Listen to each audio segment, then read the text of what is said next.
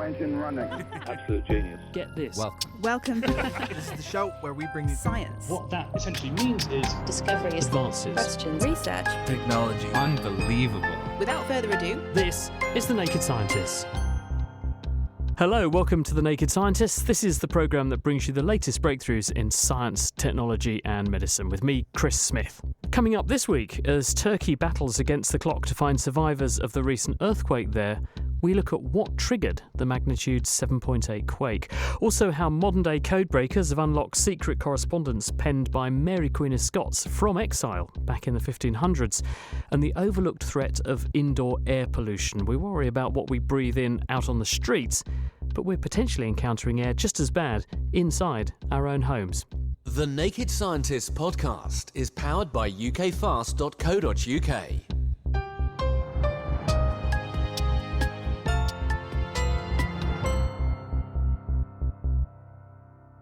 Turkey and Syria have been hit by a devastating earthquake measuring 7.8 on the Richter scale. Close to 20,000 people so far are known to have died, and many more are still unaccounted for. Well, with us to explain what caused this to happen and what else might be in store is geologist and earthquake specialist James Jackson from the University of Cambridge. James, where exactly has this happened? This has happened in southeast Turkey, along near the border with Syria, and it's a part of a very well-known fault system which we know a lot about, and it's there because Arabia is pushing north into Asia and crumpling the place up, moving at about 2 centimetres a year, and Turkey is sliding out of the way sideways on a fault which is a thing, think like a knife cut, where rocks slide past each other sideways, and Turkey is moving to the west out of the way of Arabia, which is moving north. And how often do these sorts of events occur there?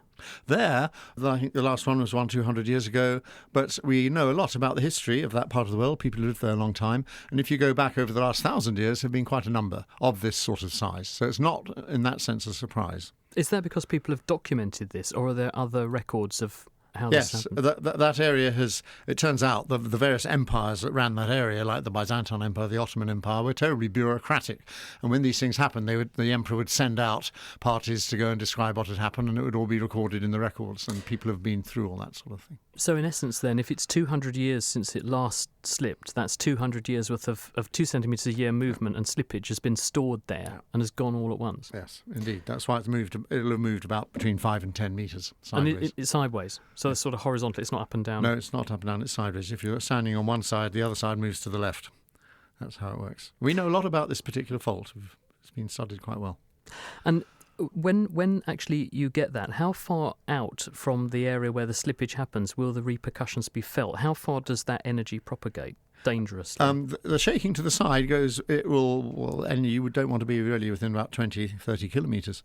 There's quite a difference in terms of which direction you're in.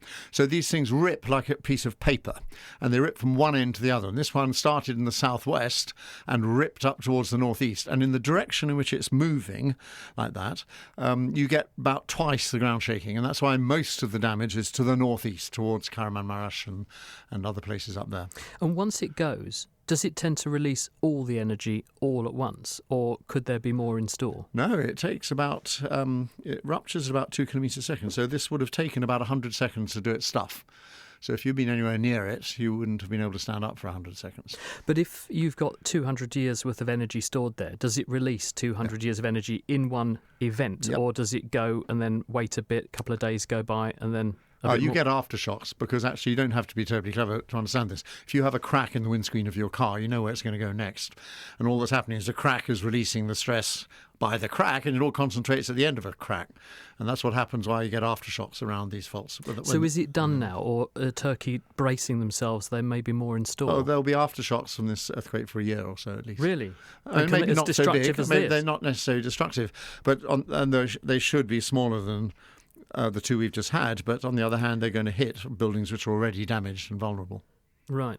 And how will geologists like you, I mean, you've devoted your career to studying this sort of event. How will geologists now be studying this? And because every event like this, awful as it is a learning opportunity. How are people beginning to piece together what's going on? Within a day or two, we will know precisely what happened, where this fault moved within a metre, how much it moved within about a metre along its entire length. And we can get that information from satellites. So satellites come over and they take a before and after picture, essentially, of the land, either with radar or optically, and you just compare the two and you can see how it moved. And does that inform what might be going on next? We do it because we want to know how these things work. You learn from it, as you say, by doing this. Someone has to actually decide what you can learn. And the result of all that is that we can't say when the next earthquake is going to happen, but we are quite good at saying what will happen when it happens in terms of the shaking, the distribution of the shaking, whether it moves up and down or sideways, all this kind of stuff, which is what the engineers and architects want to know. So if you then say or give that information to the engineers and architects and say, can you build something which will stay up? The answer is yes. Yeah, because the classic line is, it's not earthquakes that kill people, it's buildings. Correct. Yes. The number of lives lost here, though, seems dramatic. Is that just a reflection on how many people live there, or is that just a reflection on how serious the event was? I'm sorry to say it's not that large compared to some of the past ones in Turkey. I mean, it is about right for this kind of earthquake in Turkey, and it's a tragedy. I mean, the same size earthquakes in places like Chile and New Zealand are not about killing people in these numbers at all, because their buildings are better. But was that because they haven't had one every 200 years, yes, so they paid more attention to it? Around the Pacific by having lots and lots and lots. So you will feel one which scares you every year. And every 10 years you'll get one which really scares you, and then every lifetime you'll get one this kind of size.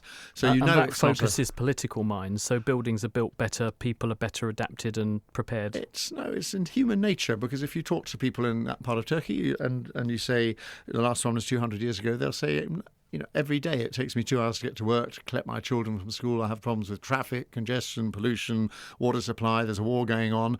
And 200 years ago, it's a problem for my grandchildren's grandchildren. It just has very low priority. And that's the real difficulty.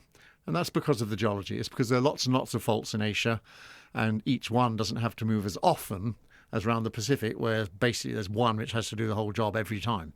James Jackson, thanks very much. A stunning piece of research. These discoveries will be a literary and a historical sensation. Those are the words of Cambridge University Tudor historian John Guy on work published this week detailing newly deciphered coded correspondence penned by Mary Stuart, otherwise known as Mary Queen of Scots. Now, history buffs will know that Mary, Queen of Scots, played a role in a plot to overcome her Protestant cousin, that's Queen Elizabeth I, in order to try to restore Catholicism in England. This new find sheds new light on the machinations to seize the throne by unpicking the meaning of Mary's invented graphic signals. Graphic symbols by looking at the intricate patterns that are hidden in the text that she wrote back in the 1500s.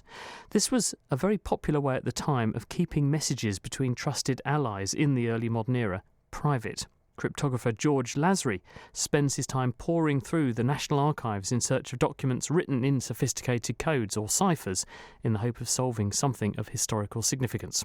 This time he hit the jackpot, and James Titko asked George what it felt like to have now contributed so significantly to the modern study of this fascinating historical figure. Surreal.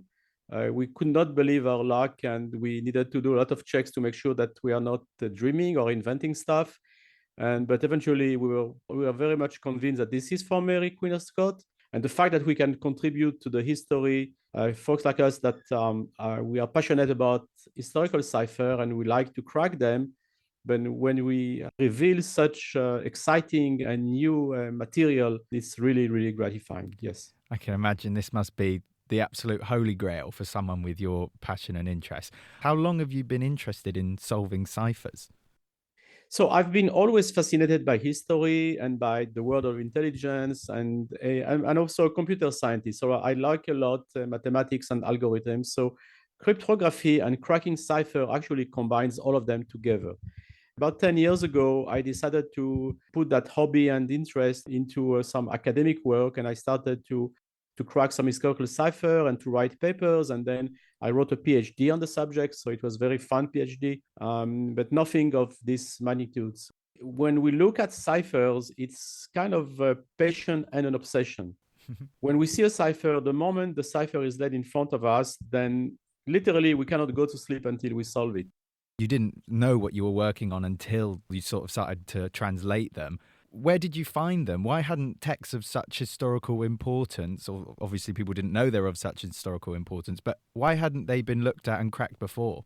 So first, there is evidence that some of those letters existed. There are, for example, other letters that reference specific letters which are missing. So historians had an idea that something is missing here, but no one knew where to find them. And we find them really by chance, because we are part of a project which is called the Decrypt project. It's a project involving multiple universities in Europe to collect and digitize and transcribe and decipher document in cipher that we have in national archives, like in the Bibliothèque Nationale de France or in Germany and Italy and so on. And we just collect cipher, and if they are not yet deciphered, then we crack the codes, but we do that systematically.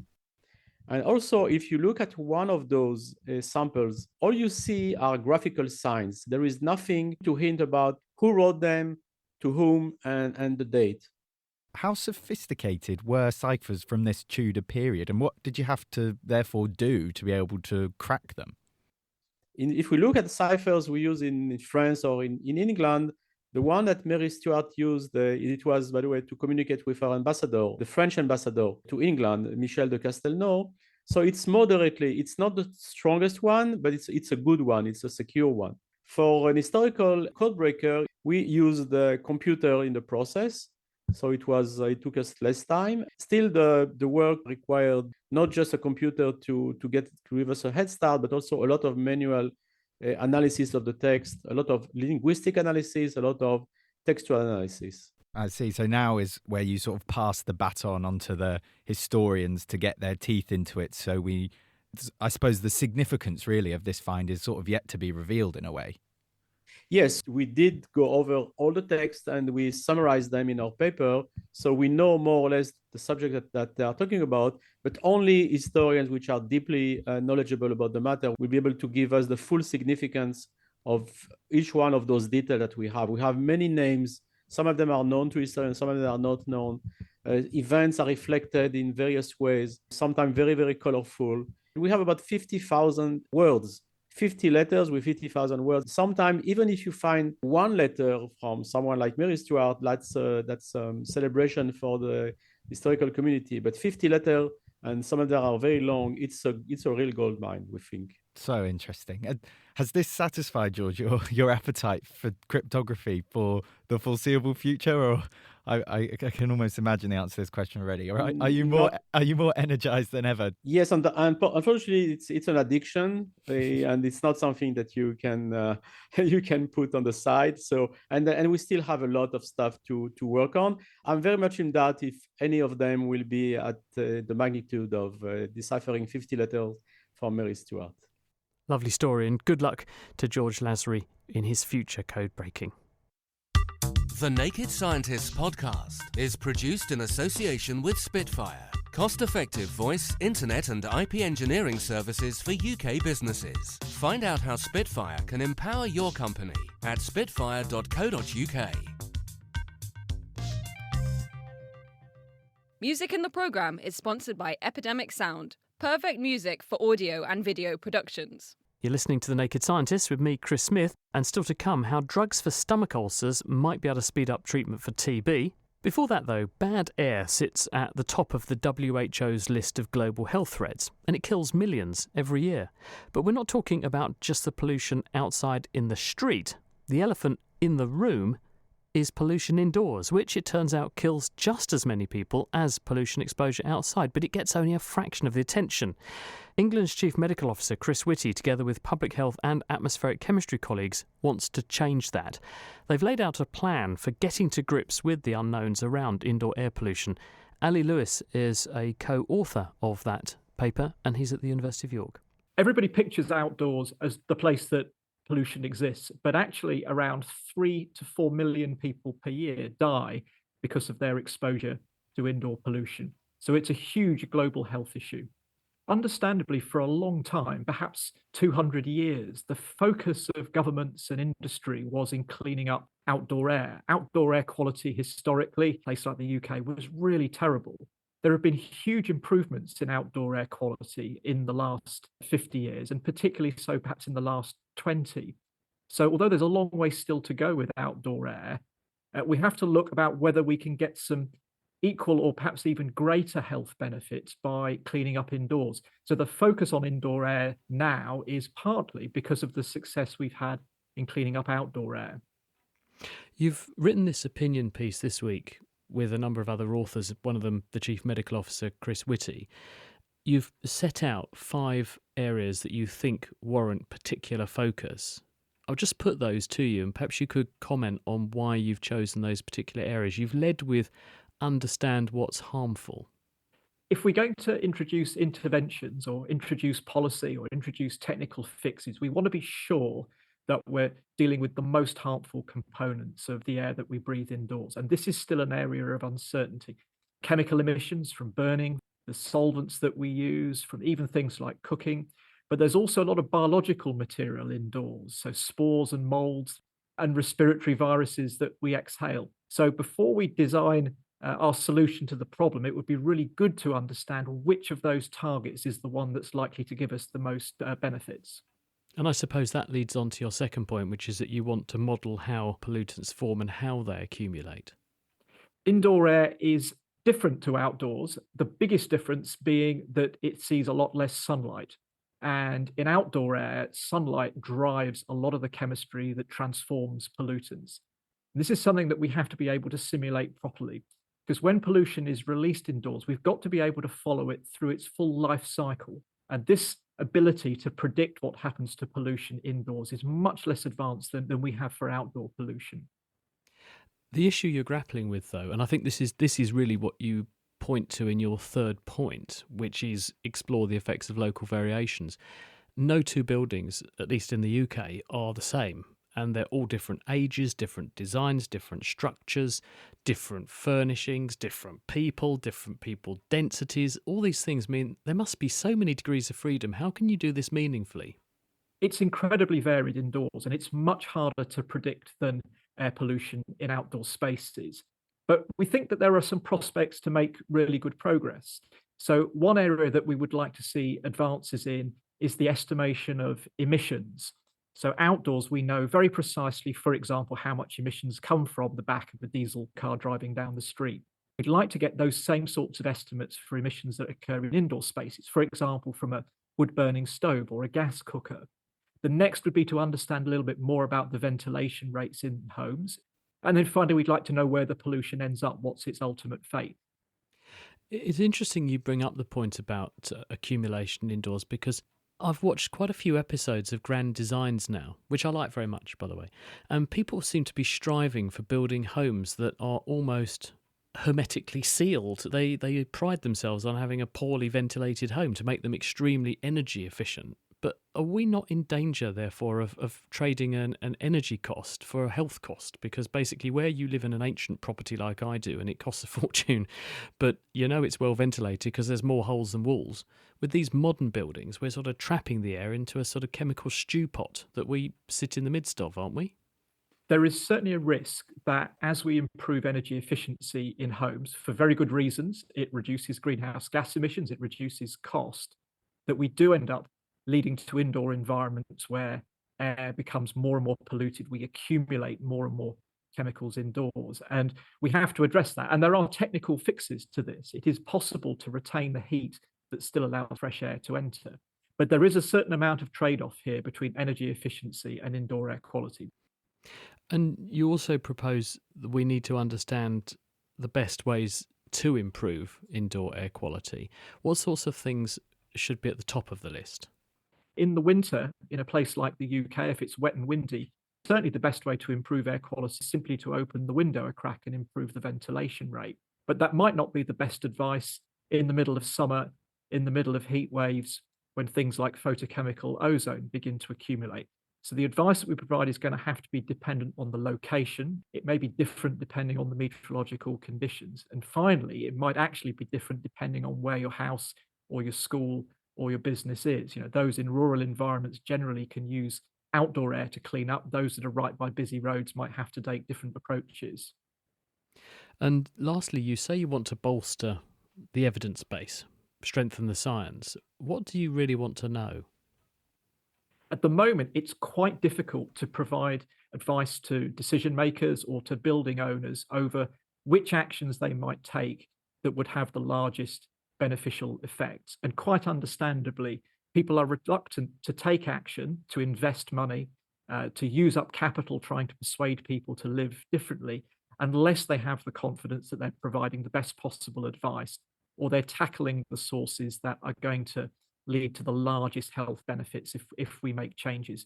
So this is where we need to bring more scientific evidence into the debate to give confidence to people who may have to make decisions or to provide us with the nudges that we need to improve indoor air. Thought-provoking, isn't it? Ali Lewis there. Thanks, Chris. Calling in from 2,000 feet here. Well, not really. I'm sure you'll have heard of the Chinese surveillance balloon that the US Army shot down this week, which they now claim was able to collect communication signals. It sparked a major international row. In the face of US accusations, the Chinese government, on the other hand, is sticking to its story, describing the vessel as a scientific research balloon. So what's the precedent for using balloons for scientific research? Well, as it happens, even in an era when spaceflight and exploration missions are almost routine, balloons continue to offer a key research tool for astronomers, astrophysicists, and atmospheric scientists. For all this to be possible, though, the idea for the first flying balloon was conceived by Jacques Charles, who helped the Robert brothers build the first hydrogen balloon in 1783. But more people, perhaps, will know the Montgolfier brothers as the architects of the first manned hot air balloon flights in France in 1783. Ballooning for the early pioneers that the brothers inspired, however, was something of an entertainment industry, a competition between the most skilled engineers battling to see who could go highest to draw in the largest paying crowd. Jean-Pierre Blanchard, one such early professional pilot, is remembered for being the first to cross the English Channel by balloon in 1785. This history of ballooning daredevilry culminates in Felix Baumgartner's skydive from a helium balloon in 2012 at an altitude of 39 kilometres, reaching a top speed of 1,358 kilometres an hour and becoming the first man to break the sound barrier without vehicular power. Balloons taking scientific measurements, though, can be traced back again to France and meteorologist Léon Tessenec de Bourg. From 1896, he launched hundreds of balloons from his observatory, noticing that air temperature got lower and lower up to 11 kilometres in altitude, but a constant temperature above that height. This led to the discovery that the atmosphere was split into two layers, the troposphere below and the stratosphere on top.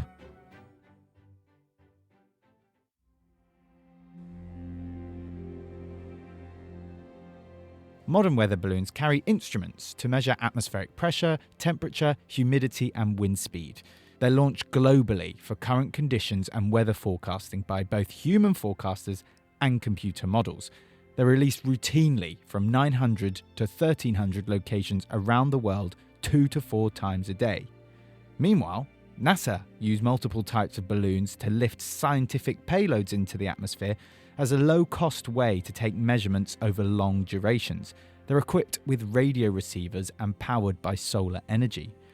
So, while the rich history of ballooning does feature a strong scientific heritage, you can see why the multiple antenna US officials say they found attached to the suspected Chinese surveillance balloon has raised a few eyebrows. Back to you, Chris.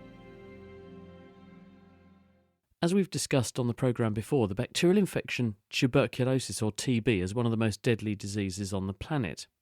Around 10 million people a year fall ill from it, and roughly 1.5 million people died of it back in 2021.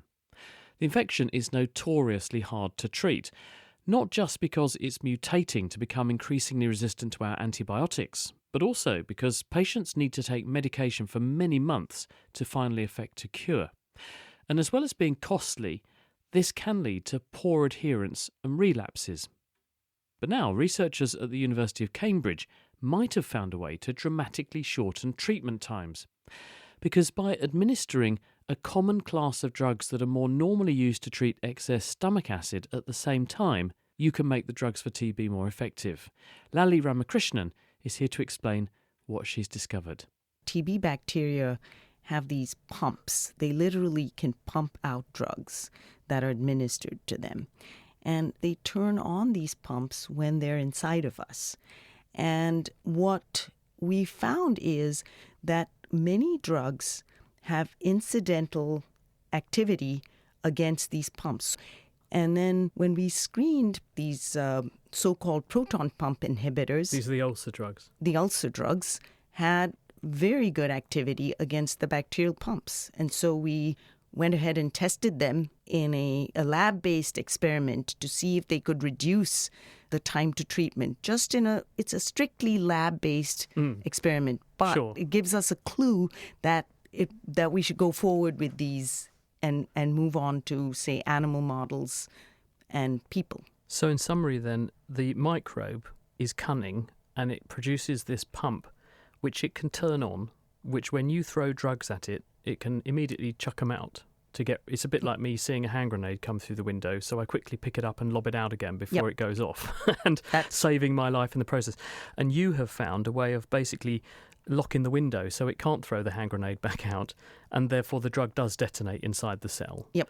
And it just so happens that proton pump inhibitors, things like omeprazole that we give for stomach ulcers, that happens to have as one of its side effects this effect on these bacteria. Correct. It basically can clog up that pump, literally just clog it.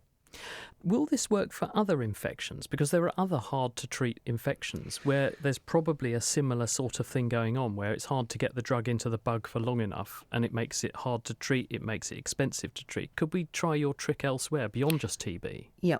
In fact, all bacteria have these pumps, and the bacteria that we're particularly interested in is a bacterium that's quite related to TB. It's called Mycobacterium abscessus, which causes really bad disease in many parts of the world, including here. For example, there've been a series of infections and even deaths, and we would very much like to try that as our next goal, to see if these pump inhibitors work, because those are even more recalcitrant to infection by far than TB. But obviously you're doing this in a test tube at the moment. There must come a point where you're going to say, well, we now need to do the clinical trial. And presumably you could do that can you not look at the patient records and see some people who've been on treatment and had these drugs incidentally and find people who've got better quicker? The problem with looking at these records is that in a place where there's a lot of TB, records are not necessarily the best, and there are lots of extraneous factors. So it's very difficult. One needs to do a prospective trial, which we very much hope will happen. Fascinating. Lali Ramakrishnan from the University of Cambridge, and that work has just come out in the journal PNAS. That's it for this week, but do join us at the same time next week. And if you do like the programme, do please consider making a donation to support what we do. You can do that at nakedscientist.com/donate. The Naked Scientist comes to you from the University of Cambridge's Institute of Continuing Education. It's supported by Rolls-Royce. I'm Chris Smith. Thanks for listening from all of us here at The Naked Scientist. Until next time, goodbye.